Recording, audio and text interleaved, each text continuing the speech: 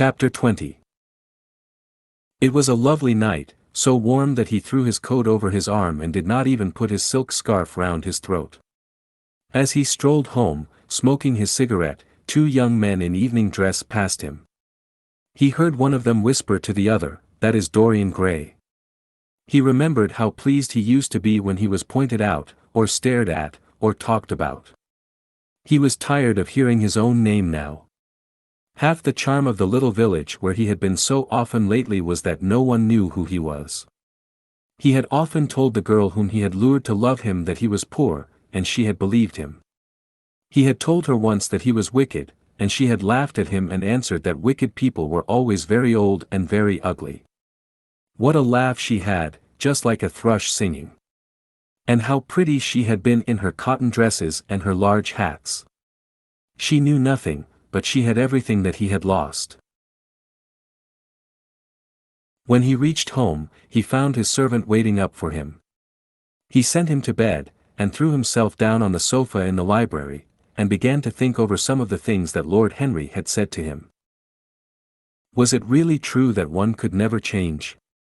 He felt a wild longing for the unstained purity of his boyhood, his rose-white boyhood, as Lord Henry had once called it. He knew that he had tarnished himself, filled his mind with corruption and given horror to his fancy, that he had been an evil influence to others, and had experienced a terrible joy in being so, and that of the lives that had crossed his own, it had been the fairest and the most full of promise that he had brought to shame. But was it all irretrievable? Was there no hope for him? Ah! In what a monstrous moment of pride and passion he had prayed that the portrait should bear the burden of his days, and he keep the unsullied splendor of eternal youth. All his failure had been due to that. Better for him that each sin of his life had brought its sure swift penalty along with it. There was purification in punishment. Not, "Forgive us our sins," but, "Smite us for our iniquities," should be the prayer of man to a most just God. The curiously carved mirror that Lord Henry had given to him, so many years ago now, was standing on the table, and the white-limbed cupids laughed round it as of old. He took it up, as he had done on that night of horror when he had first noted the change in the fatal picture, and with wild, tear-dimmed eyes looked into its polished shield. Once, someone who had terribly loved him had written to him a mad letter, ending with these idolatrous words: "The world is changed because you are made of ivory and gold. The curves of your lips rewrite history." The phrases came back to his memory, and he repeated them over and over to himself. Then he loathed his own beauty, and flinging the mirror on the floor, crushed it into silver splinters beneath his heel. It was his beauty that had ruined him, his beauty and the youth that he had prayed for. But for those two things, his life might have been free from stain. His beauty had been to him but a mask, his youth but a mockery. What was youth at best? A green, an unripe time, a time of shallow moods, and sickly thoughts. Why had he worn its livery? Youth had spoiled him. It was better not to think of the past. Nothing could alter that. It was of himself, and of his own future, that he had to think. James Vane was hidden in a nameless grave in Selby churchyard. Alan Campbell had shot himself one night in his laboratory, but had not revealed the secret that he had been forced to know. The excitement, such as it was, over Basil Hallward's disappearance would soon pass away. It was already waning. He was perfectly safe there. Nor, indeed, was it the death of Basil Hallward that weighed most upon his mind. It was the living death of his own soul that troubled him.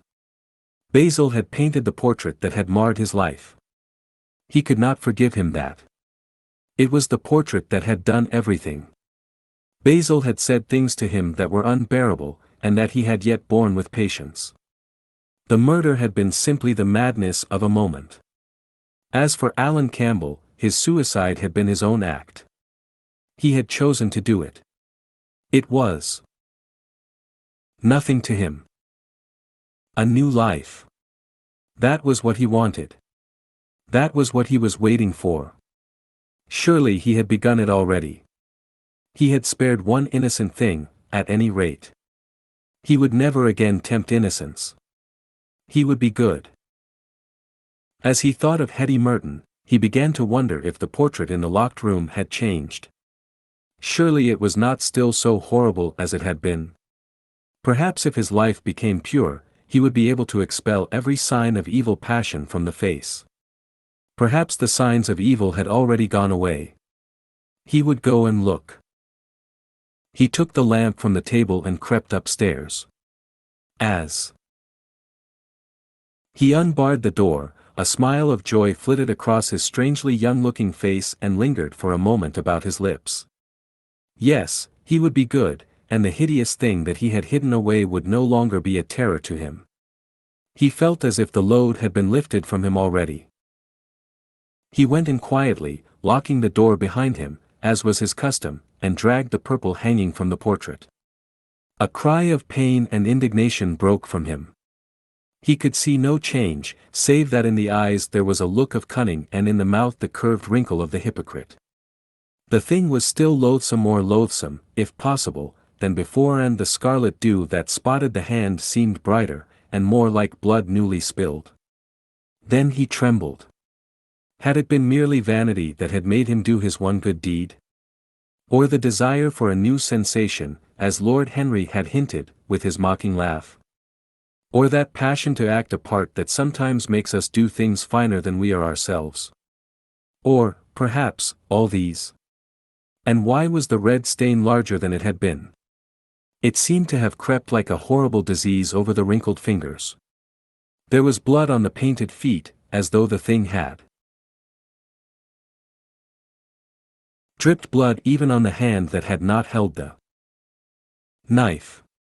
Confess? Did it mean that he was to confess? To give himself up and be put to death? He laughed. He felt that the idea was monstrous. Besides, even if he did confess, who would believe him? There was no trace of the murdered man anywhere. Everything belonging to him had been destroyed. He himself had burned what had been below stairs. The world would simply say that he was mad. They would shut him up if he persisted in his story. Yet it was his duty to confess, to suffer public shame, and to make public atonement. There was a God who called upon men to tell their sins to earth as well as to heaven. Nothing that he could do would cleanse him till he had told his own sin. His sin? He shrugged his shoulders. The death of Basil Hallward seemed very little to him. He was thinking of Hetty Merton. For it was an unjust mirror, this mirror of his soul that he was looking at. Vanity? Curiosity? Hypocrisy? Had there been nothing more in his renunciation than that? There had been something more. At least he thought so. But who could tell? No. There had been nothing more. Through vanity he had spared her. In hypocrisy he had worn the mask of goodness. For curiosity's sake he had tried the denial of self. He recognized that now. But this murder, was it to dog him all his life? Was he always to be burdened by his past? Was he really to confess? Never. There was only one bit of evidence left against him. The picture itself, that was evidence. He would destroy it. Why had he kept it so long? Once it had given him pleasure to watch it changing and growing old. Of late he had felt no such pleasure. It had kept him awake at night. When he had been away, he had been filled with terror lest other eyes should look upon it. It had brought melancholy across his passions. Its mere memory had marred many moments of joy. It had been like conscience to him. Yes, it had been conscience. He would destroy it. He looked round and saw the knife that had stabbed Basil Hallward. He had cleaned it many times, till there was no stain left upon it. It was bright, and glistened.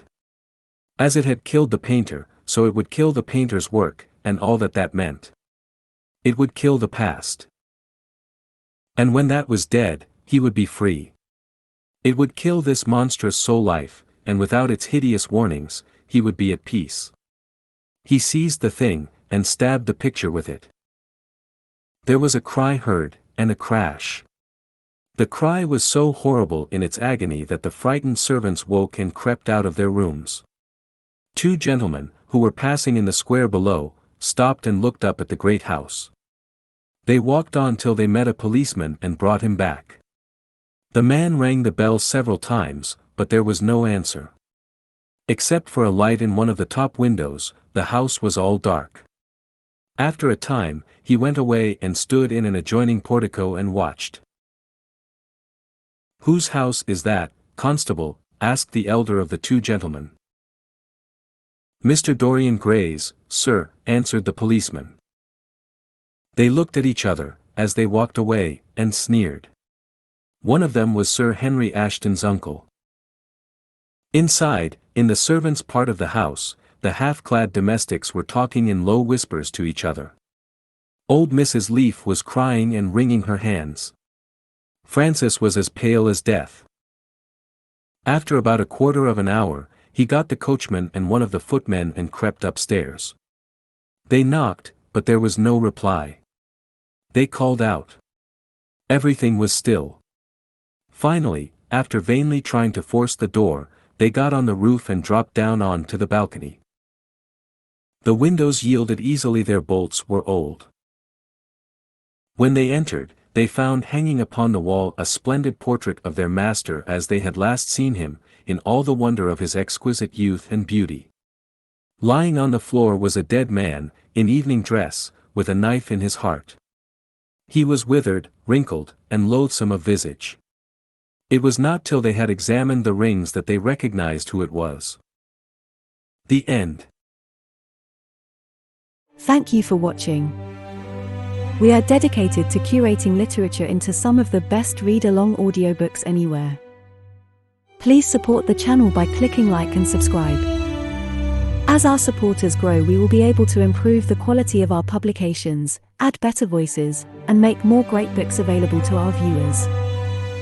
If you have any requests, feel free to message us anytime. ultimateaudiobooks.com